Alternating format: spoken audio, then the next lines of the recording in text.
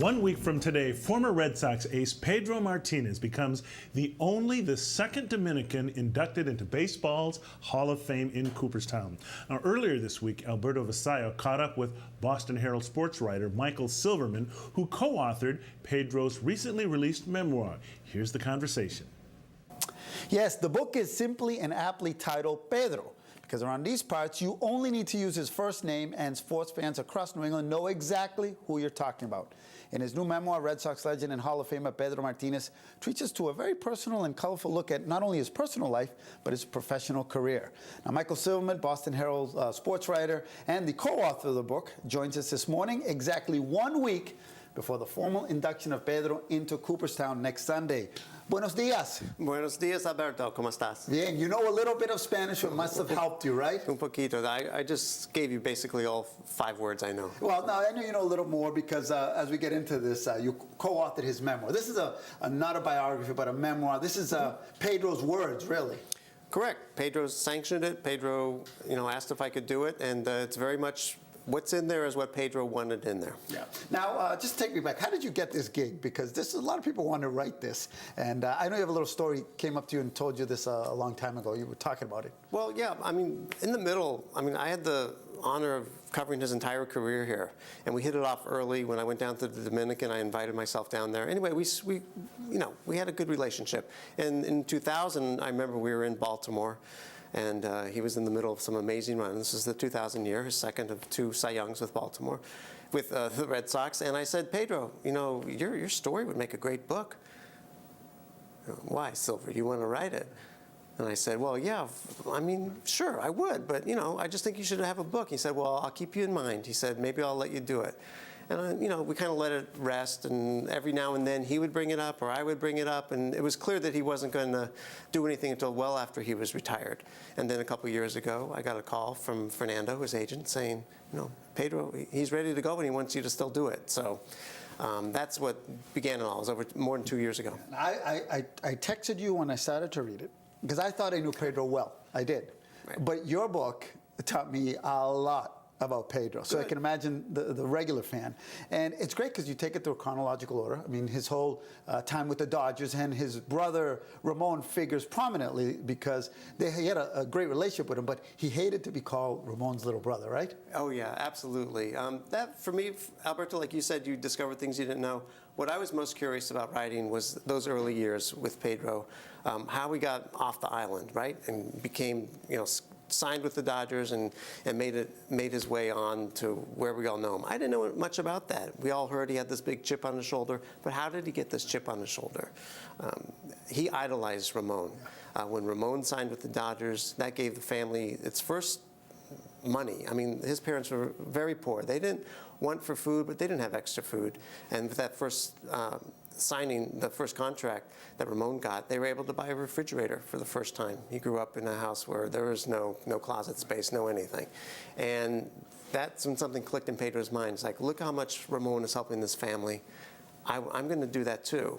And he saw Ramon's a baseball player, I'll be a baseball player. The big difference is that Ramon is this 6'3" specimen that the Dodgers love. The kind of guy, hard-throwing guy. They liked all their pitchers above 6 feet. And here's Ramon, a little beaver to Wally Cleaver. Yeah. He traipses along and follows Ramon to the Dodgers Academy. It's a 2.5-hour bus ride, and there's Pedro all the time. Come on, Ramon, let me come with you. I'll carry your bag. I don't care. And by the time Pedro is 16, 17 years old, it's time to sign him. There's not a lot of Pedro. He's this little shrimp, this little scrawny kid. And we forget that then he was traded to Montreal when he was still very skinny then. He was still very, I remember the Jerry curls back then and everything. Mm-hmm. So even then, he was a very, young, scrawny pitcher. Right. He was the runt of the litter, yeah, so to speak. And the fact that the Dodgers did not believe in him, they didn't think he could be a starter. But when the Expos got him, it was, Pedro, we want you as a starter. Dan Duquette wanted that, Felipe Alou, next to Ramon is probably Pedro's biggest idol. And they said, we believe in you as a starter. So the fact that the Expos believed in him, the Dodgers didn't, my God, the chip on Pedro's shoulder, that he could prove something to the Dodgers, that they were wrong, that they would ever trade him from the favorite team of all time. He turned his back to the Dodgers because they turned his back on him. And he had kind a of long made his memory. point. He has a long memory, even Yeah. to this day. Yeah, like an elephant. And Yeah. that's a good thing, because when it came time to getting stories from him, he had a very good... He remembered every detail, didn't he? He did. You know, occasionally, that's why it was good to, I got to interview a bunch of former coaches, teammates, general managers, family members, and sometimes they told me stories that Pedro hadn't brought up with me. When I mentioned it to him, it would jog his memory. He's like, oh, yeah, I'll give you some more details about that. So we tried to get as many stories, didn't matter where they came from, Pedro generated or friends generated, and then we put a lot of meat on those bones. And Seems like the word respect came up a lot. Now, I knew that from knowing Pedro, but there's a history of this, of him looking for respect, feeling disrespected because of that. He wasn't a physical specimen. And then he comes out, and he becomes one of the most respected and feared pitchers in at least our time anyways. Right, and the thing is that, okay, no one trusted or believed in him at the early part of his career, but by 97, when he won his first Cy Young, and he had established himself, what you said is exactly right, the respect. He didn't feel the respect was there. Now, you and I would be plenty satisfied with a couple Cy Youngs, but Pedro's not you or I. He's a special individual. There's a lot of pride there. And when he felt like someone wasn't respecting him, whether it was the MLB, the commissioners, or people kept telling him they didn't like the way his sleeves looked or the glove, and he was like, well, wait, I've established myself. What do you mean? And he would just take that little thing and just like, man, it would just fuel him to look at the batter in the box and just say, you are the enemy, and I'll drill you if I have to. And that's where he got a lot of his passion. You also talk a little bit about, a lot really, about how Pedro transformed the city of Boston, especially culturally. I had seen, obviously, I knew what the Dominican flag looked like, but I don't know if you did before Pedro really came into town. Right. And now, you walk down, anybody in Boston knows what the Dominican flag looks like, and that kind of cross-culture and a lot of the barriers that he really helped tear down. Yeah, I mean, let's be frank. The Red Sox history and racial relations really is not a proud one, and they were, obviously the last team to integrate. It took a long time, and it's an ongoing battle, not for the Red Sox in particular, but since Pumpsie Green, the Red Sox have had to fight their own battle, and I think it changed in the early 90s with Mo Vaughn a bit, but when Pedro came, I think a lot of the barriers came down, or it helped. I'm not sure they're all the way down yet. He broke so many stereotypes because, Pedro is an incredibly intelligent speaker, and articulate and eloquent. He's well thought of, and his English is great. They had that joke. Better than Roger Clemens. Yep. Better than, hey, he said it. But yeah, I would agree. I would agree. But yeah, I mean, all of these things that really went into the book. And the thing that I really like is he was still a fun guy. I mean, in the clubhouse. Remember all his antics. I remember when he got tied up to the dugout, right? Yeah. In the middle of a game. Remember that, and so many other stuff behind the scenes that you really give us a glimpse. Yeah, a glimpse that we can't provide photographs of, because as you know, we talked about Pedro's penchant for walking around without any clothes on. Yep. His wife said if he would be at his happiest if he were like Tarzan, just swinging naked through the trees. And not that I have any proof of this, but I mean, in the Dominican, Pedro's just there in shorts and a T-shirt, and he always wants to be outside. And I tried hard to show that other side of Pedro that people probably don't know. All they saw is this fierce competitor on the mound. I tried to show the softer side of him, the guy who loves gardening, the guy who loves his mango trees, etc. The one thing that I really loved about the book was, and if you could do it on an electronic base, it'd be great. As I'm reading, all these incidents, especially, with the when he hit some guys and they charged him out, or when he charges them out, I would go back and YouTube these and actually watch it as I'm reading the book.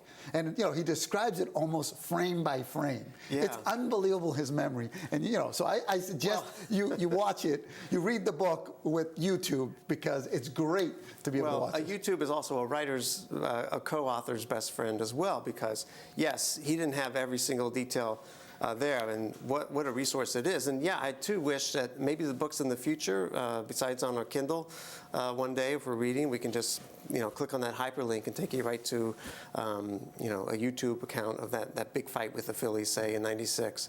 There's some great stuff there. Couple real quick stuff. Yeah. He almost after the I think it was Tampa Bay, the Rays. A couple of the Ray guys after the game were waiting for him. Oh yeah, there was a rumble in the bowels of Tropicana Field. Almost, right? Yep, it got really ugly. There are some players there with some really long memories who are still furious on the Red Sox side and on the Rays side, they so wanted to go at it, but yet Pedro gathered some of the guys from Dominican or all the Latino guys. His entourage. And said, like, we're walking through here on the way to the bus. If they so much as flinch or blink an eye at us, it's on. It's on. And he said they're lucky because we would have, crushed them. So, but nothing ever happened. These baseball players sometimes. And there's so many more, guys. If you love these type of stories, you got to buy the book. It's the memoir co-authored by Michael Silverman. Thank you for stopping by. And 1 week from today, Pedro gets inducted into the Hall of Fame. I know, it's a big, big day, and I'm real excited for it. I know Pedro is thrilled to pieces. Yeah. All right. Good man. All right. All right. Thank you, Michael. Thank you, Alberto. All right. And from one great Dominican baseball icon, we go to another. Last week, Red Sox slugger David Big Papi Ortiz officially launched several new products from his culinary line, Big Papi's Kitchen. This happened at the Cedars Mediterranean Foods Manufacturing Facility in Ward Hill. Now, here Ortiz was taken on a behind-the-scenes tour.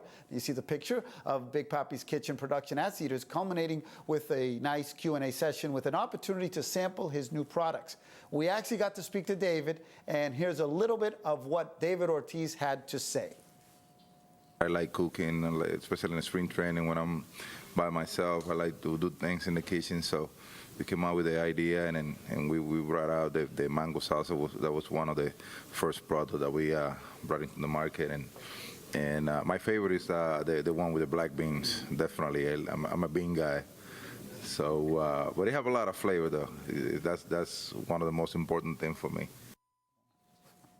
And Cedar Mediterranean Foods CFO Chris Gaudet also had the following to say. It was very important for both Cedars and David to see our plant firsthand, to give him an understanding of the quality and the fresh products, the fresh ingredients that we use here in our processes. So it's tough to get David outside of his normal baseball schedule. So it's very unique to get this opportunity to show him a little bit about Cedars. Established 2 years ago, Big Papi's Kitchen provides healthy alternatives to Ortiz's favorite Latin-inspired foods. Trust me, they were delicious. I tried them all. Well, that's it from me here, Byron. Back to you. Okay, thanks, Alberto. Coming right up, free music, Zumba, and outdoor movie watching. We'll tell you where and when right here on Urban Update.